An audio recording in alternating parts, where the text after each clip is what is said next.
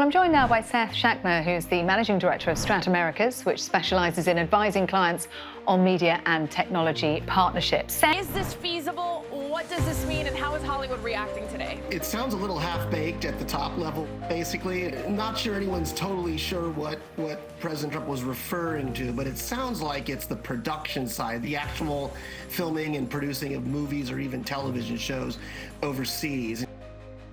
What goes into this film that makes it such a success, especially with its particular audience?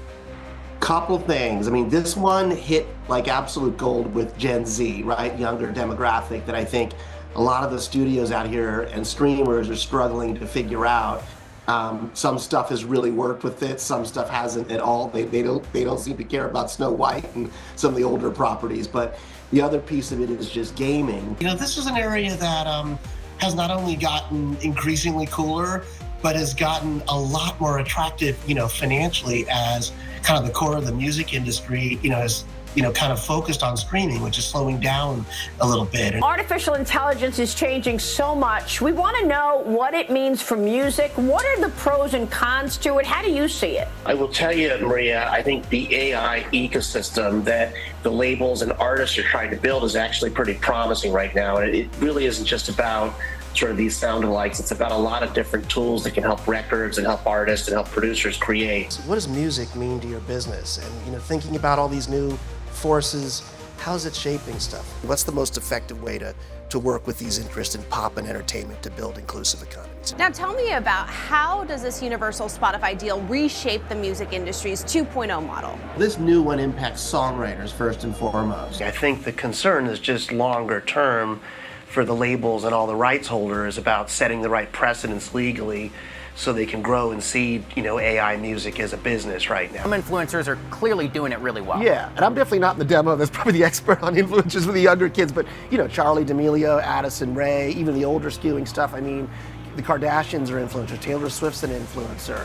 And I think what's really interesting there is strategically, these are things that are becoming their own businesses now. And they need less and less of the middleman, folks coming from places like I work, like a Sony or studios. They can kind of do it on their own. And that's brands, premium partnerships, fan clubs. I have to say, if even some of them are true, this could potentially be something that is probably the most helpful thing I've seen in terms of changing the game and making the situation with tickets a little bit better for consumers where they can actually see a difference. So I was actually quite encouraged by it. Subscription business is an increasingly big part of their business.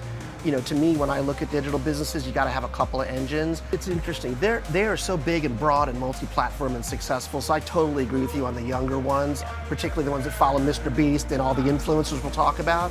But, you know, there's this whole phenomenon with connected TVs, and that's older, actually. That's not the younger kids. So they got a lot of stuff all across the board to compete with Netflix and Amazon. This is an age, a demographic that doesn't want to be spoken to per se, and I think there are some nuances about social media that are different than, say, any other form of traditional media where, you know, being organic, being cool, being of the moment, I think makes a real difference in speaking to people. And I think that's what the magic about this is. She just sort of came out and said it. Thank you so much, Seth Schachner, Managing Director at Strat Americas. We are very glad that you are here, Seth. Thanks so much for coming on.